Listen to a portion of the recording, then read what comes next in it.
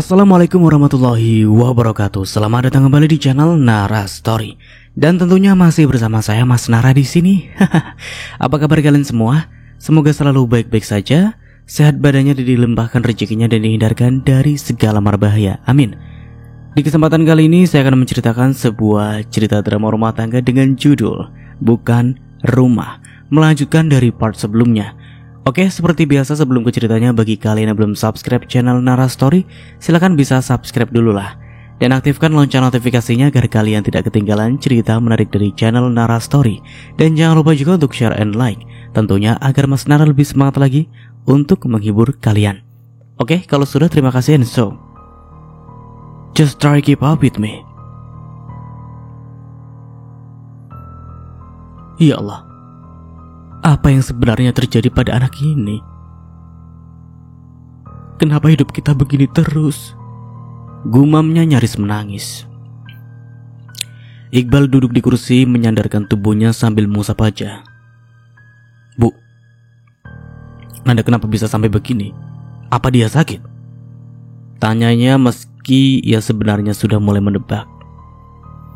Mana aku tahu, Bal. Kamu juga gak pernah peduli kan? Apa kamu tanya Nanda selama ini? Kamu cuma tidur, makan, dan mabuk. Sekarang lihat akibatnya. Kita bahkan gak tahu apa yang sebenarnya terjadi. Harsi membentak, emosinya meledak. Iqbal tidak membalas.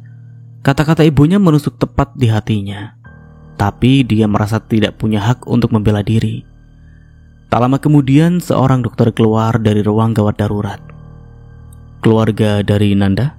Tanyanya. Saya budenya, Dok. Bagaimana keadaan keponakan saya? Dokter menghela nafas.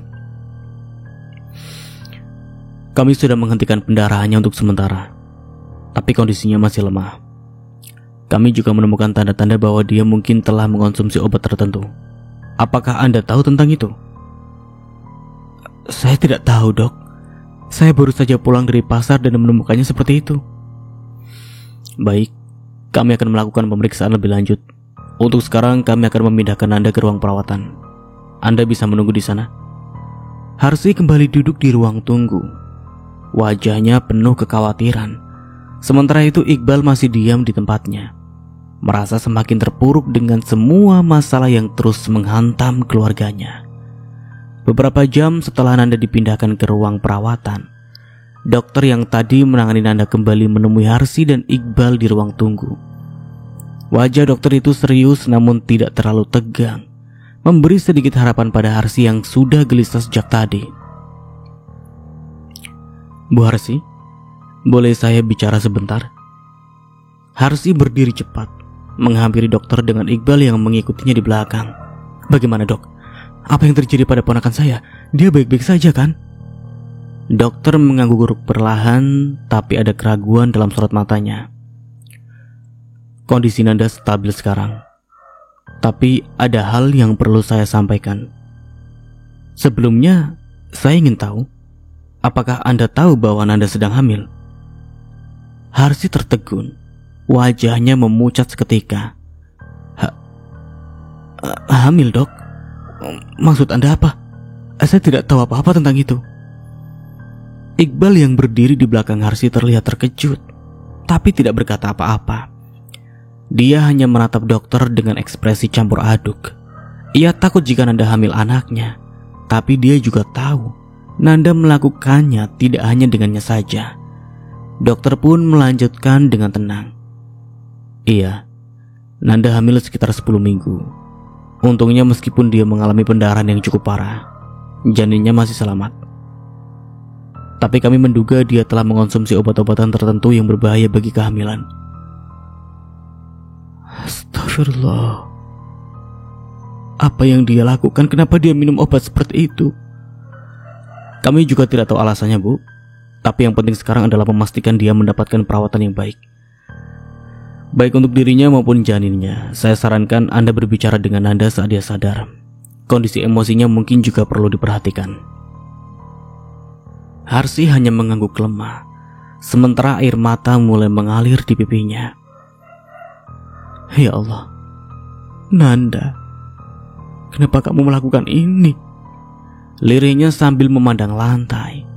Walaupun Nanda hanya keponakan, tetapi tetap saja Harsi cukup sayang kepadanya.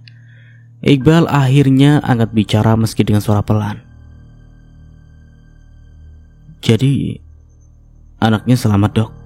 Dokter mengangguk. Ya, untuk saat ini. Tapi kami akan terus memantau kondisi keduanya. Pendarahan seperti ini bisa berbahaya jika terjadi lagi. Setelah memberi penjelasan, dokter meninggalkan mereka untuk kembali ke tugasnya.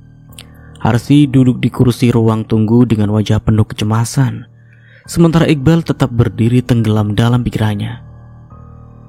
Iqbal, ini semua pasti ada hubungannya dengan kamu kan? Kamu tahu sesuatu tentang ini kan? Bu, saya nggak tahu apa-apa. Saya bahkan baru dengar dia hamil sekarang. Katanya mencoba membela diri. Kamu itu pengangguran, gak peduli dan cuma jadi beban. Sekarang lihat apa yang terjadi. Kalau kamu gak bisa bantu apa-apa, setidaknya jangan bikin masalah. Iqbal tidak menjawab. Kata-kata Harsi terlalu tajam untuk dibalas. Dia tahu dalam hati ibunya mungkin benar, tapi ada rasa bersalah yang perlahan tumbuh di dalam dirinya. Sudah cukup, Bu. Aku gak tahu apa-apa, kata akhirnya dengan nada pelan. Harsi hanya mendesah panjang. Mereka akhirnya duduk dalam diam, menunggu kabar berikutnya dari dokter atau saat Nanda sadar. Dalam hati masing-masing dari mereka bergulat dengan pikiran dan perasaan yang semakin kacau. Nanda perlahan membuka matanya, pandangannya pun kabur, dan rasa nyeri masih terasa di perutnya. Dia mencoba mengingat apa yang terjadi sebelum pingsan. Namun suaranya Harsi yang memanggil namanya memotong pikirannya. Nanda, syukurlah kamu sudah sadar. Nanda mengerja beberapa kali, mencoba menyesuaikan matanya dengan cahaya lampu kamar rawat inap. Dia melihat Harsi duduk di kursi samping ranjang, sementara Iqbal berdiri dengan tangan menyilang, menatapnya dengan ekspresi datar. Udah, aku kenapa? Suara Nanda terdengar serak. Kamu pingsan di rumah. Pendarahan parah. Kami bawa kamu ke rumah sakit. Tapi yang bikin ibu kaget, dokter bilang kamu hamil. Mata Nanda membelalak. Meski dia sudah menduga, mendengar langsung dari Harsi membuat tubuhnya menegang. Itu, ujarnya. Nanda berusaha menghindari tatapan Harsi. Harsi mengangguk, suaranya mulai naik. Iya, hamil. Dan kamu juga minum obat untuk menggugurkan kandunganmu kan? Kenapa kamu melakukan ini, Nanda? Nanda menggigit bibirnya, tidak berani menjawab. Ia hanya memandang ke arah lain, menghindari tatapan Harsi yang penuh amarah dan kecewa. Iqbal akhirnya angkat bicara meski nadanya tetap datar. Anak itu. Anak siapa, Nanda? Jangan diam saja. Nanda terdiam cukup lama. Tenggorokannya terasa kering dan pikirannya penuh dengan berbagai alasan untuk menghindar. Namun dia tahu mereka tidak akan berhenti menanyainya. Aku gak tahu, jawabnya lirih, matanya mulai basah. Gak tahu? Bagaimana mungkin kamu gak tahu? Kamu harusnya bisa menjelaskan siapa ayah dari anak ini. Nanda memejamkan matanya. Air matanya mengalir di pipinya. Aku gak tahu, Bude. Aku kerja di tempat yang... Dia tidak melanjutkan kalimatnya, namun cukup bagi Harsi untuk memahami apa yang dimaksud. Hei, ya Allah, Nanda. Kenapa kamu gak cerita dari awal? Kenapa kamu hancurin hidupmu seperti ini? Kalau kamu gak tahu siapa bapaknya, kenapa kamu gak jaga diri? Lalu kenapa kamu coba gugurin anak itu? Mau lari dari tanggung jawab?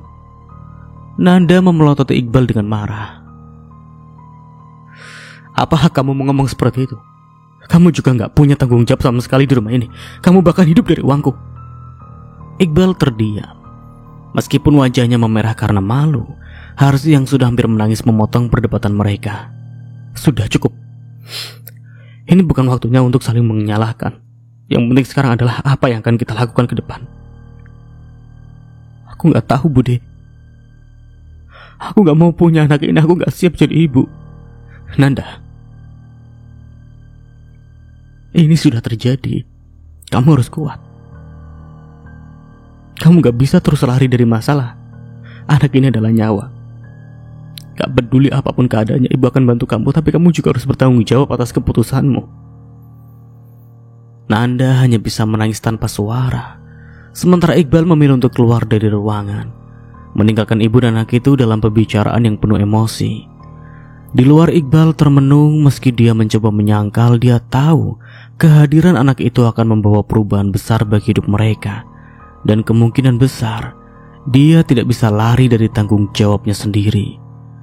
Setelah meninggalkan kamar Nanda, Harsi dan Iqbal duduk di bangku lorong rumah sakit.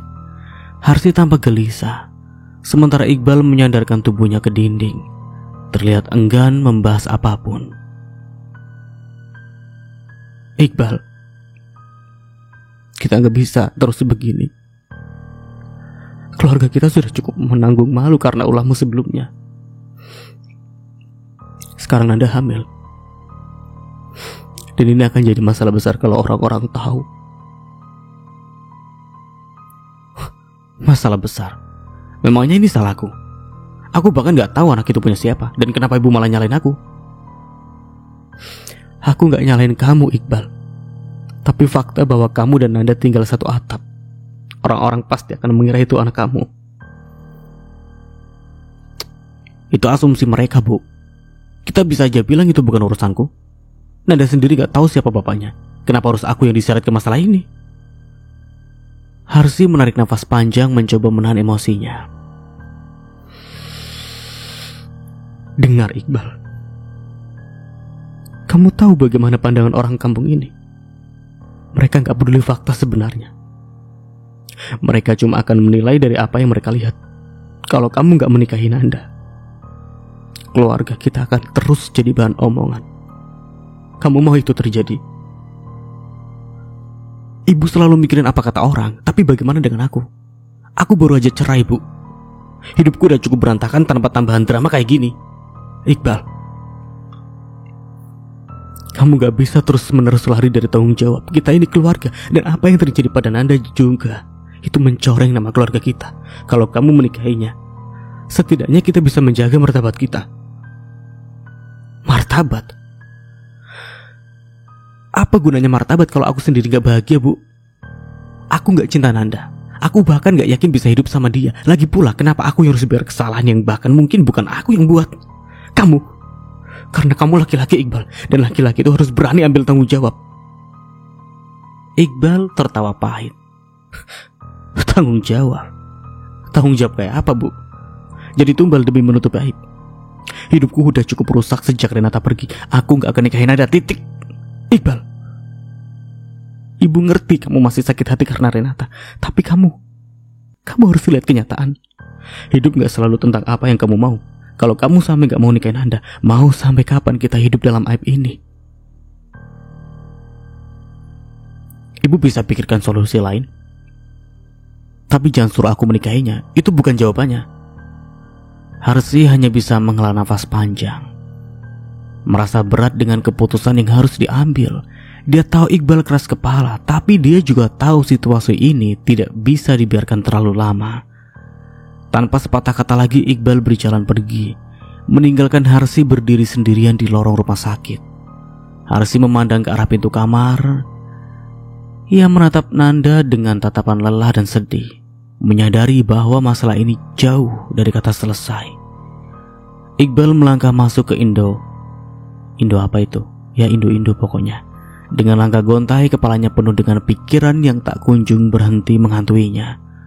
Masalah Nanda yang hamil, desakan ibunya untuk menikahi sepupunya itu, dan hidupnya yang tak kunjung membaik. membuatnya merasa seperti terjebak dalam lingkaran tanpa akhir. Dia berjalan menuju rak rokok dengan pandangan kosong. Saat memilih merek rokok, sebuah suara kecil yang ceria terdengar di belakangnya. "Mama, aku mau es krim ini, yang ada coklatnya." Iqbal mendongak perlahan. Suara itu terlalu familiar baginya. Ia berbalik dan benar saja, di dekat freezer es krim berdirilah Renata bersama Ray. Wajahnya seolah membeku di tempat. Renata awalnya tidak menyadari kehadiran Iqbal. Dia sibuk membantu Ray memilih es krim yang diinginkan. Namun ketika ia menoleh ke arah rak rokok, mata mereka bertemu. Wajah Renata langsung berubah dari ekspresi santai menjadi tegang. Iqbal menelan ludah, dan dia tidak tahu harus berkata apa. Renata. Akhirnya dia memanggil pelan. Renata hanya mengangguk kecil lalu kembali fokus kepada Ray. Tapi Ray mengenali Iqbal memanggil, "Papa?" Anak itu tersenyum tipis, seolah tak ada yang salah. Dia berlari ke arah Iqbal dengan es krim di tangannya. Papa beli apa?" "Aku beli es krim." Enak banget loh." Iqbal berjongkok, mencoba tersenyum walau hatinya terasa hancur. Dia mengacak rambut Ray pelan. "Wah, anak papa udah besar ya? Es krimnya pasti enak banget." "Ray, ayo kita bayar dulu. Jangan ganggu papa." "Tapi aku mau ngomong sama papa, mah." Renata menarik nafas panjang lalu menatap Iqbal. "Kamu mau apa?" "Aku cuma kebetulan kesini mau beli rokok.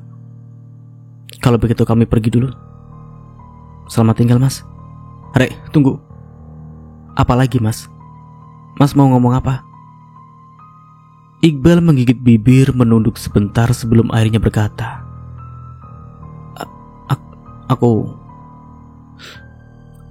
Aku minta maaf." Renata terkejut mendengar itu. Dia perlahan menoleh, matanya menatap Iqbal dengan penuh emosi. "Minta maaf? Untuk apa? Semua sudah selesai, Mas. Kamu gak perlu minta maaf lagi." Aku tahu. Aku tahu aku gak bisa memperbaiki apapun. Tapi aku cuma mau kamu tahu, aku nyesal. Aku nyesal karena menghancurkan semuanya." "Penyesalanmu terlambat, Mas. Sekarang aku cuma ingin hidup tenang dengan Ray. Aku harap kamu juga bisa menemukan jalanmu sendiri." Ia mengeratkan genggaman tangannya kepada Ray, lalu melangkah pergi ke kasir. Ray sempat menoleh ke arah Iqbal melambaikan tangan kecilnya. "Dah, Papa." Iqbal hanya bisa berdiri di tempat, menatap punggung mereka yang semakin menjauh. Sesak di dadanya terasa semakin berat. Ia menunduk menggenggam bungkus rokok di tangannya. Ketika Renata dan Ray akhirnya keluar dari Indo, Iqbal menyandarkan tubuhnya ke rak rokok. Matanya memandang kosong. Hidupnya benar-benar telah berantakan. Dan melihat Renata bahagia bersama Ray hanya menambah perih yang dia rasakan. Namun dia tahu ini semua salahnya sendiri. Dengan langkah berat, Iqbal pergi ke kasir membayar rokoknya, lalu keluar dari toko tanpa tujuan yang jelas. Dalam hati dia bertanya-tanya, apakah ada jalan baginya untuk memulai lagi? Atau apakah ini adalah hukuman yang harus dia terima selamanya? Iqbal tiba di rumah sakit dengan langkah malas. Wajahnya tampak kusut, rambutnya acak-acakan dan pakaian yang ia kenakan pun tidak terlalu rapi. Dia masuk ke ruang tunggu di dekat kamar rawat Randa, di mana Harsi sedang duduk sambil mengipasi wajahnya dengan secari kertas. "Kamu kemana aja, Bal? Dari tadi ibu di sini sendiri urusin itu." "Baru beli rokok, Bu, capek." "Capek? Kamu gak malu ngomong gitu? Ibu ini udah pusing mikirin biaya rumah sakit Anda." "Emang berapa biayanya, Bu?" "Belum tahu pasti, tapi dari semalam aja udah hampir 1 juta lebih. Kalau Anda masih di sini lama, bisa makin banyak." "Ya terus Bu, kita mau gimana lagi? Uang dari Nanda kan ada, ya pakai aja dulu." "Itu dia masalahnya. Nanda diam aja dari tadi gak mau ngomong soal uang. Dia cuma bilang gak ada." Masa gak ada sih? Bukannya dia kerja, dapat uang tiap bulan. Lagi pula uang yang dikeluarkan setiap bulan untuk kebutuhan rumah tidak banyak. Makanya kamu tanya dia. Ibu udah capek ngomong sama dia.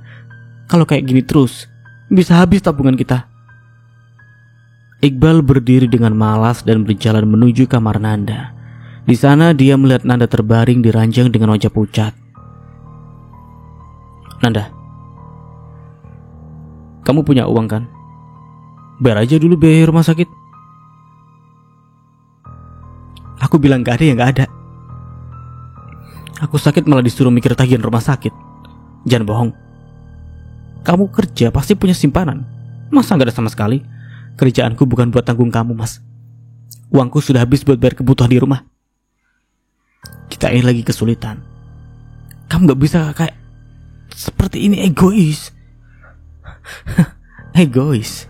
Yang egois itu kamu. Kalau aja kamu gak mabuk dan ambil uangku waktu itu, aku gak perlu repot-repot kayak sekarang. Iqbal terdiam. Tahu bahwa ucapan Nanda ada benarnya. Dia memalingkan wajah lalu berkata lebih pelan.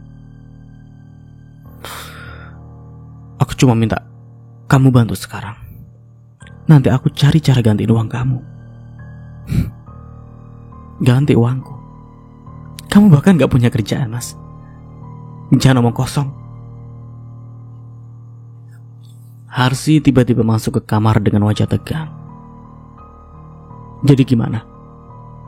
Mau pakai uang siapa buat bayar semua ini?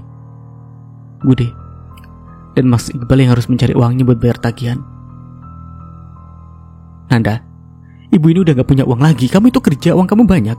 Masa mau lari dari tanggung jawab? Kerjaanku bukan buat tanggung kalian. Kalau kamu gak mau bantu, kenapa kamu masih tinggal sama kita? Pergi aja sekalian kalau gitu. Harsi mendekat dengan wajah penuh amarah. Nanda menahan diri untuk tidak membalas lebih keras. Dia kembali berbaring dan memalingkan wajahnya. Kalau kalian mau saya pergi, tunggu saya sembuh dulu. Udah, Bu. Kita cari cara lain. Jangan ribut terus di sini. Cari cara? Apa kamu mau kerja serabutan sekarang juga? Kalau enggak, jangan ngomong sembarangan. Ruangan itu terasa makin panas dengan ketegangan di antara mereka. Tidak ada yang bicara lagi setelah itu. Iqbal hanya berdiam diri. Harsi melipat tangan dengan gelisah. Dan Nanda menutup matanya mencoba mengabaikan semuanya. Pagi itu suasana rumah sakit terasa sepi. Harsi baru saja tiba dengan kantong plastik berisi bubur untuk Nanda. Dia berjalan cepat menuju kamar rawat dengan langkah yang penuh kelelahan.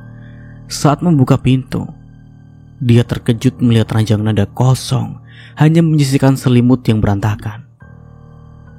Iqbal, Nanda gak ada, seru Harsi dengan suara tinggi dengan panik.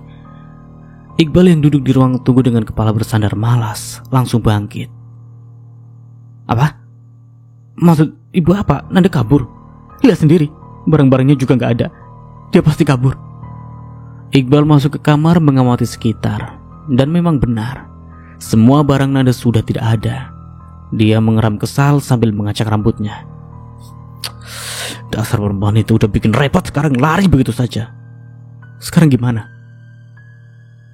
Tagihan rumah sakit belum dibayar, balik kita mau cari dia kemana? Harsi menepuk dahinya merasa hampir putus asa.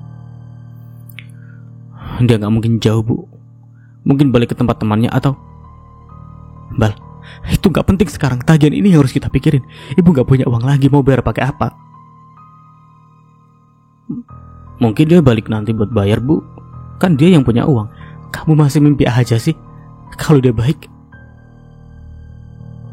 kenapa dia kabur duluan? Setelah beberapa saat mereka terdiam.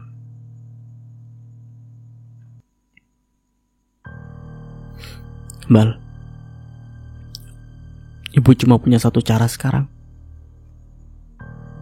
Apalagi, Bu? Ibu harus jual sisa emas Ibu. Hah? Bu, itu kan buat pegangan kita nanti. Kalau itu dijual, kita gak punya apa-apa lagi. Terus kamu mau gimana? Kita kabur juga. Itu cuma buat nambah malu keluarga. Lagi pula kamu kan gak kerja, jadi ibu gak punya pilihan lain. Ya udahlah, Bu, kalau itu memang satu-satunya cara. Tapi habis ini Kita harus cari cara biar nggak terus-terusan begini. Kamu kira ibu mau hidup kayak gini terus? Ini semua gara-gara kamu, Bal. Kalau saja kamu dulu nggak cerai, nggak ambil uang Nanda, mungkin kita nggak bakal seberantakan ini. Iqbal tidak menjawab, hanya menundukkan kepala. Dia tahu segala ucapan ibunya itu benar, tapi dia terlalu malu untuk mengakuinya. Beberapa jam kemudian Harsi kembali ke rumah sakit dengan wajah lelah setelah menjual gelang emas terakhirnya.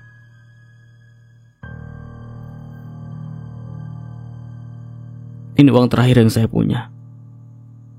Tolong lunasi tagihannya, katanya kepada petugas. Petugas itu mengangguk memproses pembayaran dengan tenang. Sementara itu, Iqbal duduk di sudut ruang tunggu masih termenung. Dia memikirkan Nanda kemana dia pergi dan bagaimana kehidupannya semakin berantakan. Sudah selesai. Tapi ini terakhir kali, Bal. Kalau kamu gak cari kerja atau lakukan sesuatu, kita benar-benar gak punya apa-apa lagi.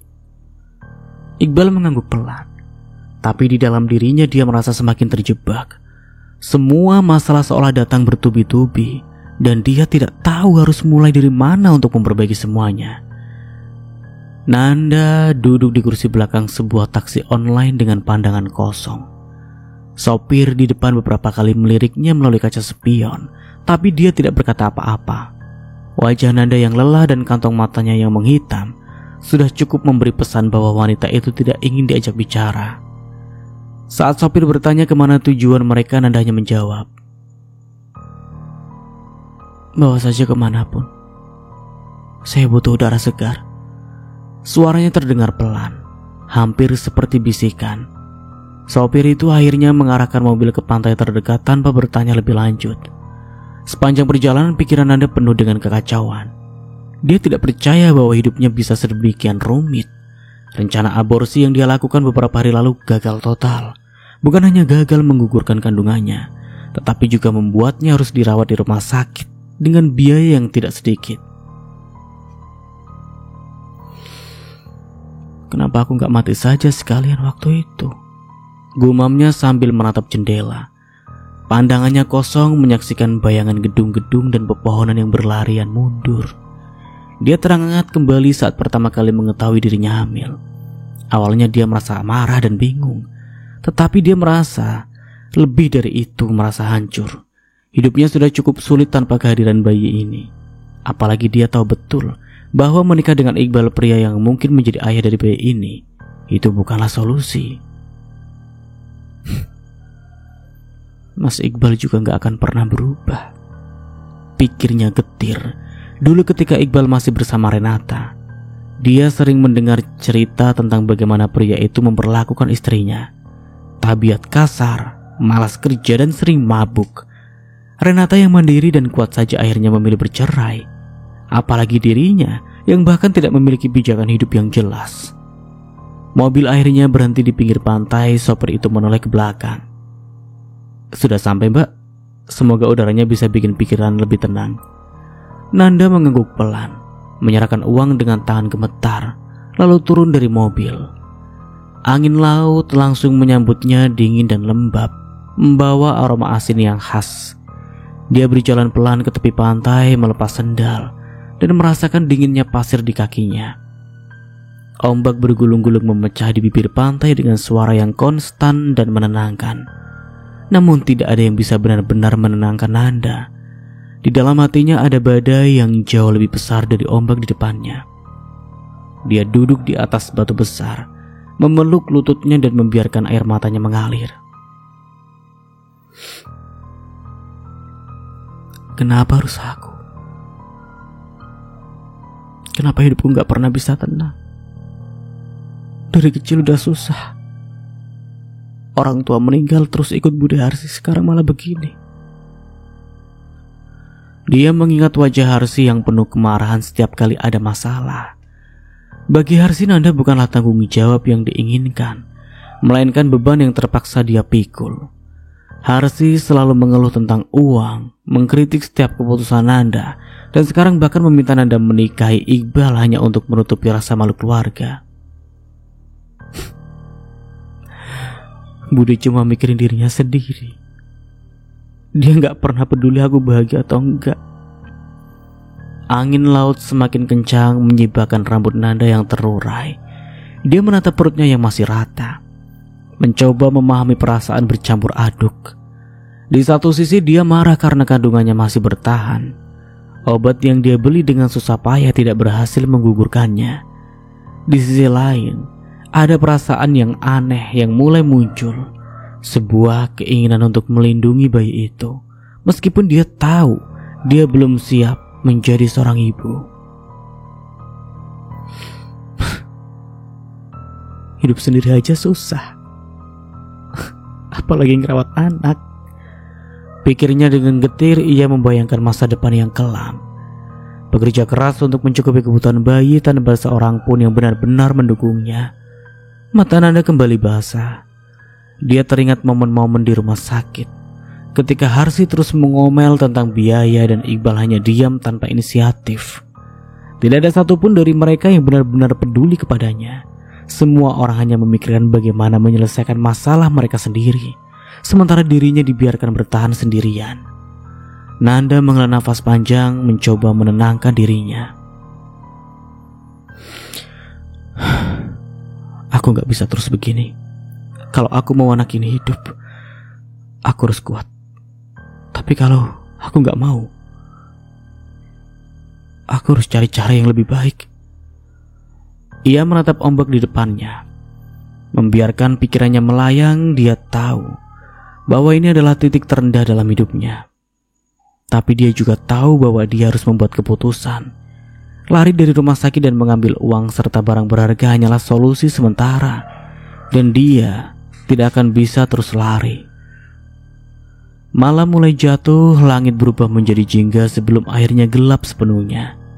Nanda berdiri, berjalan pelan kembali ke jalan utama. Dia belum tahu apa yang akan dia lakukan selanjutnya. Tapi untuk malam ini, dia hanya ingin menemukan tempat untuk beristirahat. Malam itu Nanda berdiri di depan sebuah ruko sederhana dengan lampu neon yang berpendar redup. Tangannya gemetar saat mengetuk pintu. Ia menggigit bibirnya, memikirkan kata-kata yang tepat untuk dia ucapkan. Renata adalah satu-satunya orang yang muncul di benaknya saat dia merasa terpojok. Pintu terbuka perlahan, dan di baliknya berdirilah Renata dengan wajah yang penuh kebingungan. Nanda, kamu ngapain di sini malam-malam?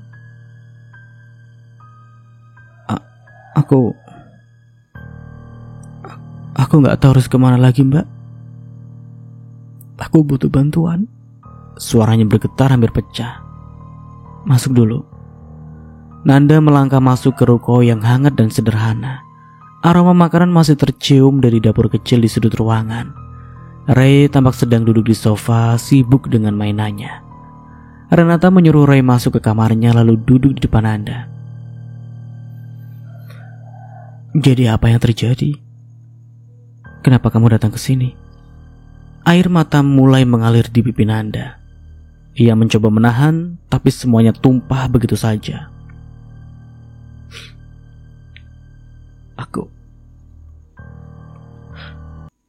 Aku gak punya siapa-siapa lagi. Aku hamil, dan aku gak tahu harus bagaimana. Aku gak bisa tinggal sama Bude lagi. Aku kabur dari rumah sakit karena gak tahan dengan omelannya terus-terusan. Aku cuma pengen ada yang nemenin aku. Renata terdiam. Mendengar cerita Nanda, dia merasakan berbagai emosi bercampur. Ada rasa terkejut, marah, tetapi juga iba. Kamu mau tinggal di sini? Renata bertanya hati-hati. Nanda mengangguk, suaranya hampir tidak terdengar. Aku tahu gak pantas minta ini. Aku tahu dulu pernah jahat sama kamu. Aku sering ngomongin Mbak Renata di belakang waktu kamu masih sama Mas Iqbal. Aku nyakitin kamu. Tapi aku beneran gak punya tempat lain, Mbak. Tolong. Renata memejamkan mata sejenak. Menarik nafas panjang, dia teringat semua momen ketika Nanda menjadi salah satu orang yang memperburuk situasinya dengan Iqbal. Tapi melihat Nanda yang sekarang hancur dan penuh penyesalan, hatinya mulai melunak. Aku gak pernah dendam sama kamu, Nanda. Tapi aku gak bisa janji kalau semuanya bakal mudah. Kalau kamu mau tinggal di sini, kamu harus ikut aturan aku. Dan aku gak mau dengar cerita aneh-aneh tentang kamu lagi. Nanda mengangguk cepat. Matanya pun berkaca-kaca. Aku janji, Mbak. Aku cuma butuh waktu buat berpikir, buat nyiapin semuanya. Aku gak mau anak ini lahir tanpa arah. Aku ngerti. Aku gak tahu gimana rasanya jadi kamu sekarang. Tapi aku tahu rasanya gak punya siapa-siapa. Kalau kamu beneran mau berubah, aku bakal bantu semampu aku. Ucap Renata akhirnya menggenggam tangan Nanda. Malam itu Nanda merasakan kehangatan yang sudah hilang dari hidupnya. Renata memberinya selimut dan tempat tidur di salah satu kamar kosong di ruko. Sebelum tidur, Nanda sempat menghampiri Renata lagi. Mbak, ada apa? Makasih ya. Aku gak tahu gimana caranya balas kebaikan kamu. Tapi aku janji kau gak bakal nyusahin. Yang penting sekarang kamu fokus ke dirimu sendiri. Jangan terlalu mikirin hal-hal lain dulu. Besok kita pikirkan bareng-bareng apa yang harus kamu lakukan. Nanda mengangguk pelan dan kembali ke kamarnya. Untuk pertama kalinya dalam waktu yang lama, dia merasa ada harapan. Pagi itu Ray duduk di meja makan sambil mengaduk-aduk serealnya tanpa semangat. Renata memperhatikan anaknya dari dapur. Merasa ada sesuatu yang mengganggu pikirannya. Setelah selesai menyiapkan sarapan untuk mereka berdua, Renata duduk di hadapan Ray mencoba mengajaknya berbicara. Ray, kamu kenapa? Kok makannya gak semangat? Renata bertanya lembut. Ray mendongak, wajahnya cemberut. Aku gak suka Tante Nanda di sini, Mama, katanya dengan jujur. Renata tertegun. Dia sudah menduga hal ini akan muncul, tetapi tetap saja mendengar ucapan Ray langsung membuat hatinya sedikit berat. Kenapa sayang? Tante Nanda cuma sementara waktu di sini. Dia butuh bantuan Mama. Ray meletakkan sendoknya, wajahnya pun menunjukkan ketidaksenangan yang jelas. Ray ingat waktu Tante Nanda suka ngomong kasar ke Mama. Dia juga suka ngomongin Mama sama Papa.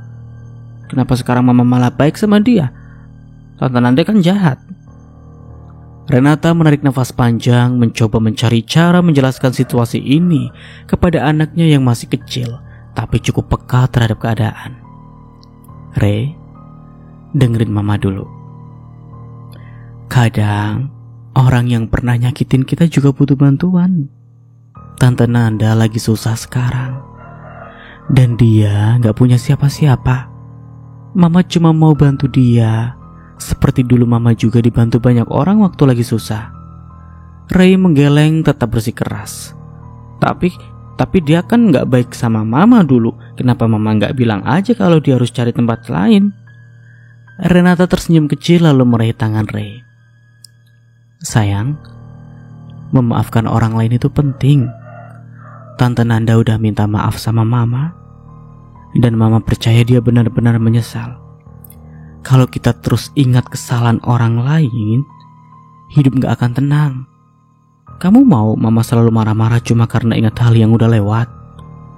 Ray menunduk memikirkan ucapan ibunya. Namun dia masih merasa tidak nyaman. Tapi Ray takut dia nyakitin Mama lagi. Renata mengusap kepala Ray dengan penuh kasih. Mama ngerti kamu khawatir, dan Mama janji gak akan biarin siapapun nyakitin kita lagi.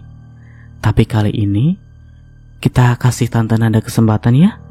Kita coba bantu dia biar dia bisa berubah jadi orang yang lebih baik. Ray mendesah panjang. Matanya menunjukkan keraguan. Ray gak janji bakal suka sama dia, tapi kalau mama yang minta, Ray coba nanti ya. Renata tersenyum merasa lega mendengar jawaban Ray. Itu udah cukup sayang. Mama tahu kamu anak yang baik hati. Makasih ya udah mau ngerti. Ray mengangguk kecil tapi wajahnya masih menunjukkan sedikit keberatan. Tapi kalau dia bikin masalah, Ray bakal bilang ke mama ya. Renata tertawa kecil. Deal. Kamu selalu boleh cerita ke mama kalau ada apa-apa.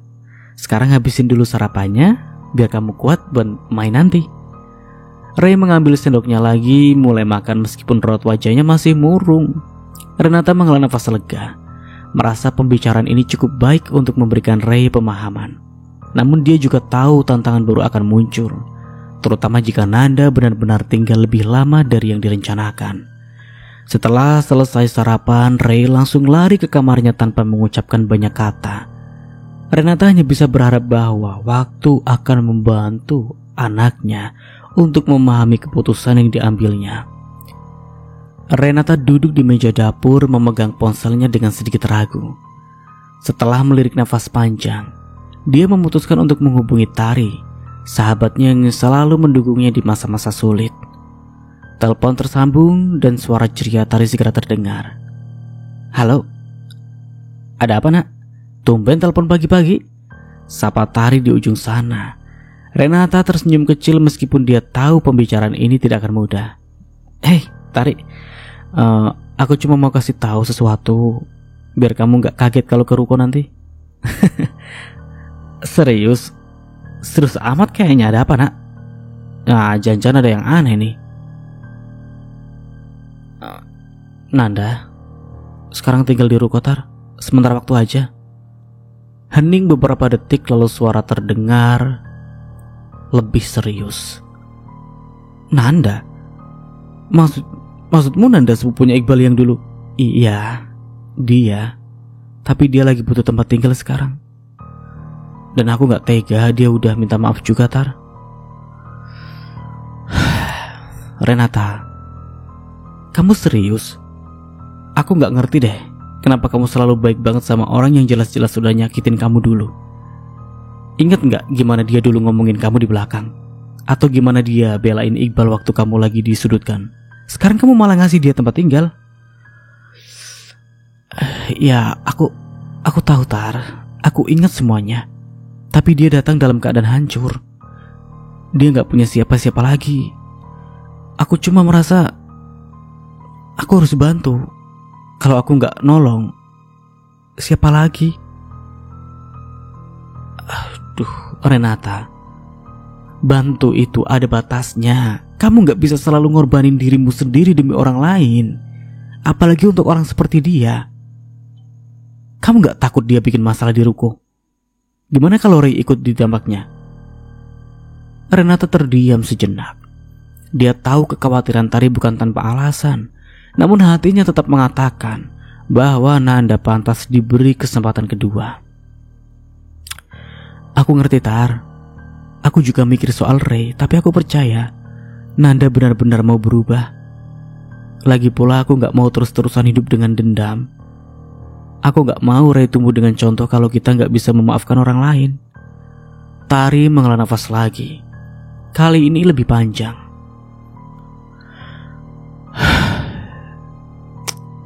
Aku tahu kamu orang yang besar hati, Nah.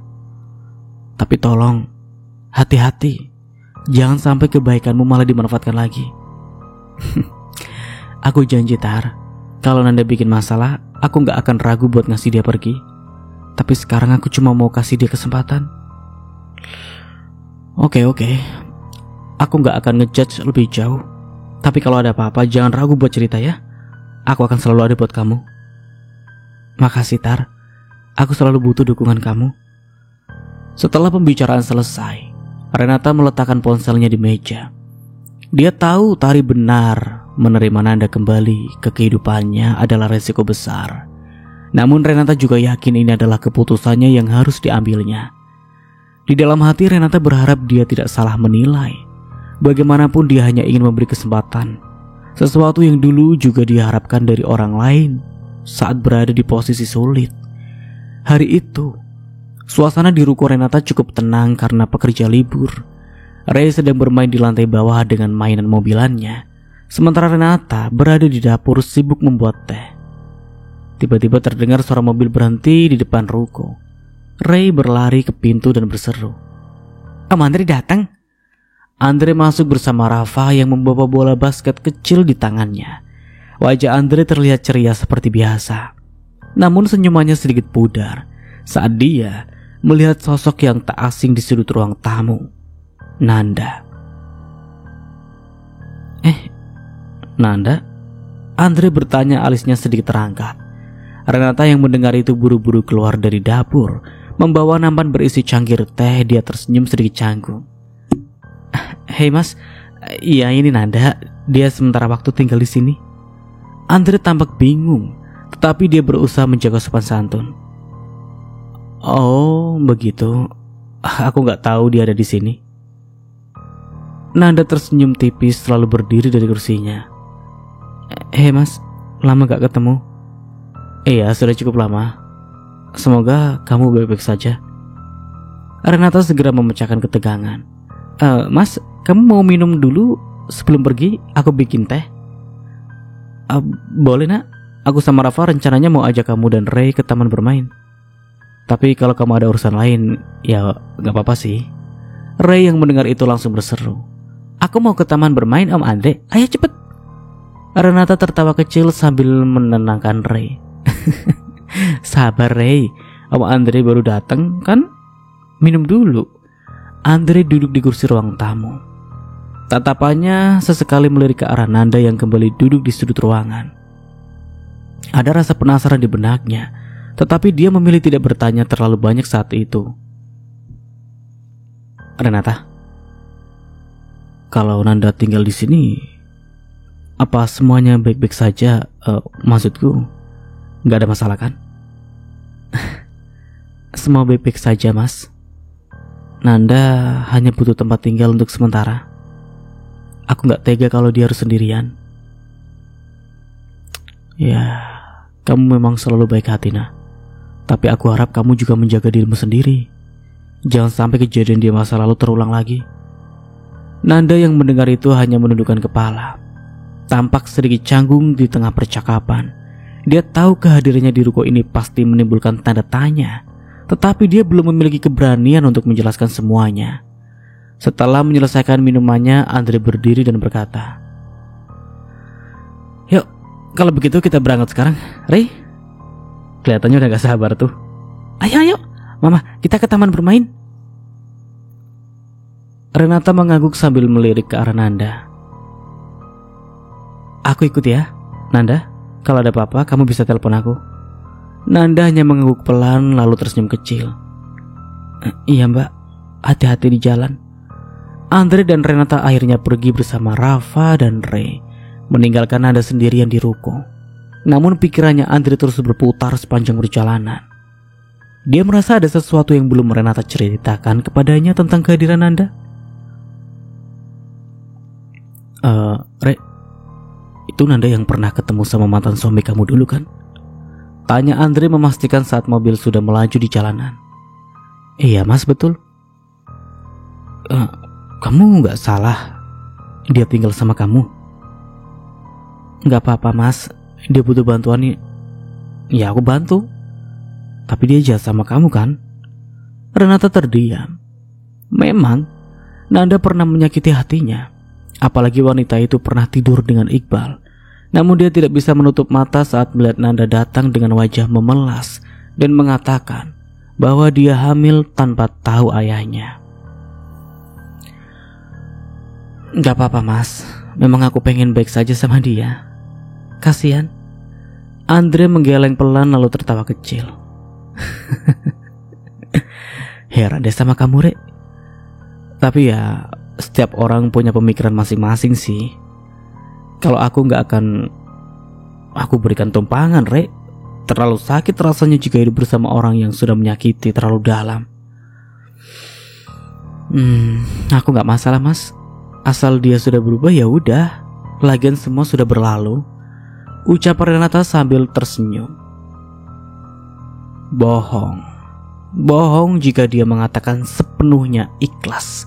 Ada rasa tidak rela, tidak ikhlas, dan ingin mengusir Nanda malam itu. Namun Renata memikirkan dirinya sendiri.